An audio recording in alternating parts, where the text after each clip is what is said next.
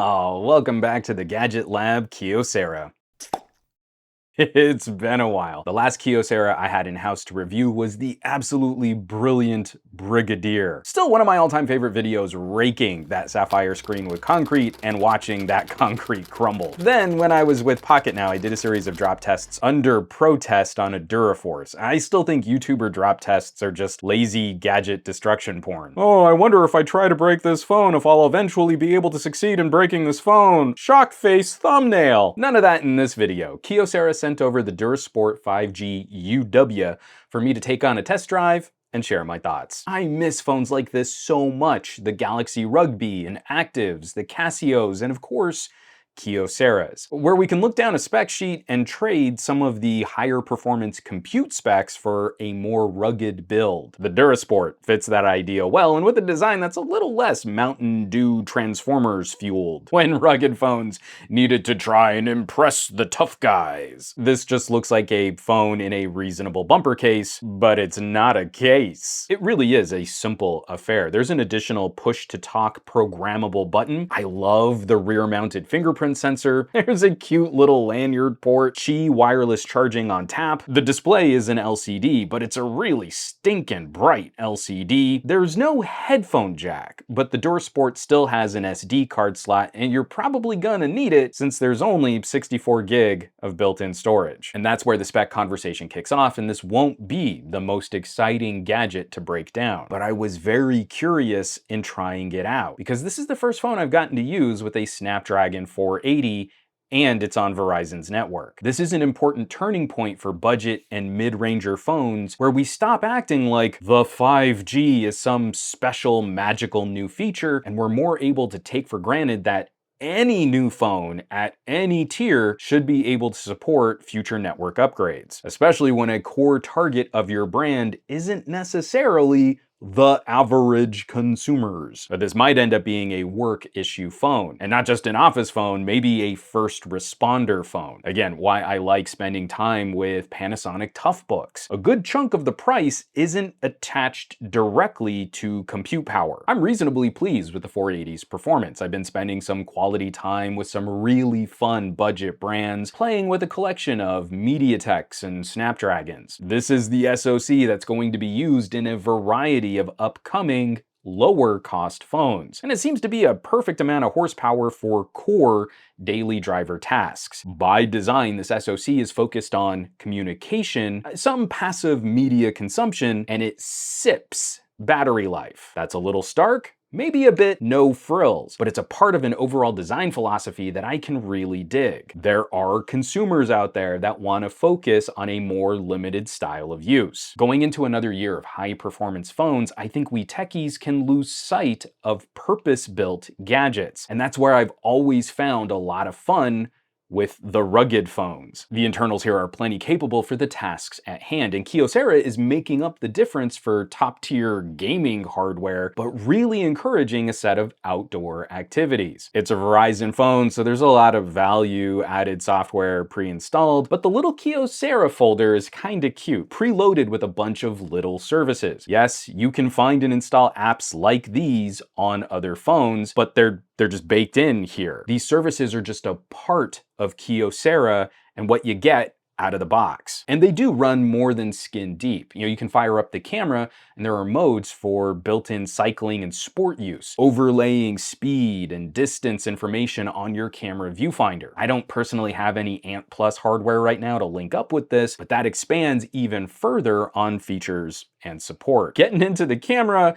it's fine hardware, if a bit laggy through the UI. The beauty mode is the one that lags the worst. If you're trying to scroll past it and you get stuck on it, it takes that extra second before the camera can recover. We get a solid pixel binning main camera sensor and an ultra wide. We tap out at 1080p video, but the rest of the app is surprisingly complete. Of course, we get the automatic modes and portrait modes. There's a reasonable night mode, but in addition to the sport overlays, we also get things like full 48 megapixel JPEGs, dedicated underwater controls for when you obviously can't touch the screen, dual video from the front and rear cameras, and full manual controls for photos and video. I still don't have full manual video on a OnePlus 9 or a Pixel 6, but it's here on a Kyocera. It's those little I almost dropped it.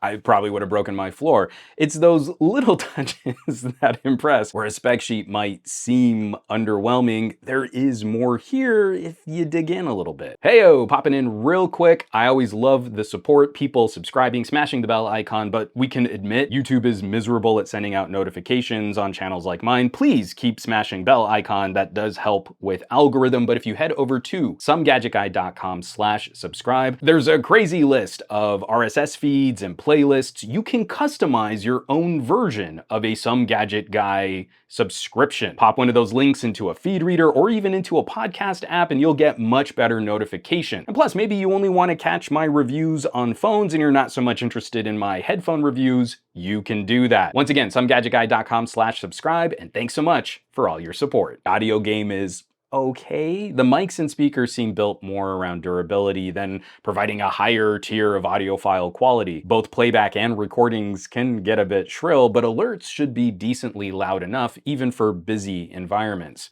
Ditto that earpiece speaker, good volume. It's a bit bright. Now, I wish this still had a headphone jack. Even if you had to fumble with a port cover, I think that would be a handy feature to have in this class of device. And then you get to the battery, and the battery is really great. Even when testing out the camera features, this was an easy phone to hypermile for 2 days of use. As a more communicator-focused phone, especially for folks who don't require gobs of screen on time throughout the day, you might be able to eke out 3 days between charges. Again, I think techies are too quick to overlook battery life as a feature when we step down in compute power. The toughest test for me, I live in an area that's stuck on Verizon LTE, but Verizon's coverage map shows some ultra wideband not too far from me, and the results were underwhelming. I saw the 5G icon light up, but there's no indication that Verizon is really serving me that crazy fast data in my neck of the woods. Worse, the 5G coverage was consistently slower in my less than scientific testing, often half the speed of the LTE closer to my home. I do not believe this is an issue with Kyocera. The DuraSport was plenty capable of faster downloads on LTE. So this is all pretty good. I'm digging this. But we are talking about a Verizon UW phone and built to a more corporate grade ruggedness, so we can probably predict what's gonna happen to the price. This Kyocera is smack dab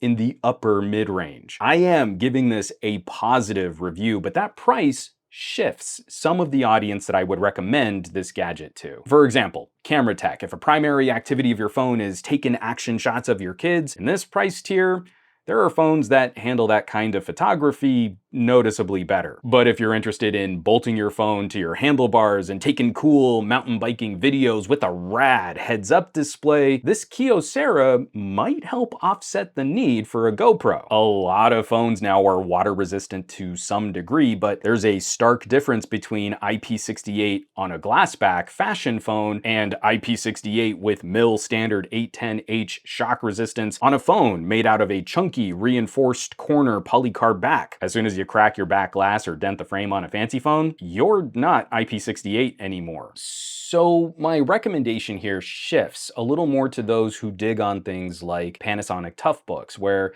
a phone might be a bit more practical, a communication purchase, but you can still do some fun things with it. And I think that vibes with the overall Kyocera brand. They seem to recognize that people using their phones, even when they're corporate issued work phones, still want some access to fun lifestyle activities. It's when you check the Kyocera site though, you see some interesting perks on their business select site. A majority of the sales here have to be going to businesses, and they've got plans for custom software provisioning, custom repairs, fast replacement and turnaround times, and dedicated support for first responders. That looks like their primary focus, but they still make their products available in traditional retail channels. I love test driving devices built with this kind of purpose in mind. In years past, there might have been some more aggravating compromises, but we'd shrug and say, it's a work phone. But increasingly, even the tech at lower compute power levels feels more than adequate for keeping up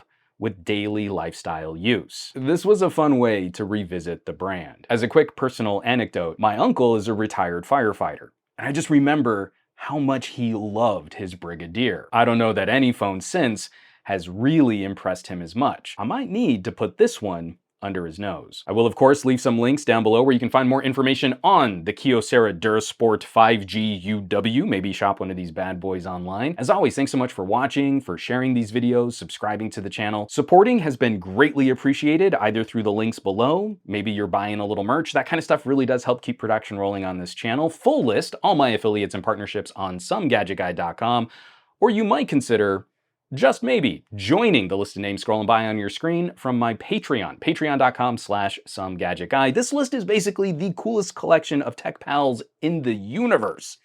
So I hope you'll check them out. Now, you know where you can find me around the rest of the internet, at SomeGadgetGuy on the Twitters and the Twitch, on the Facebooks and the Instagrams, and I will catch you all on the next review.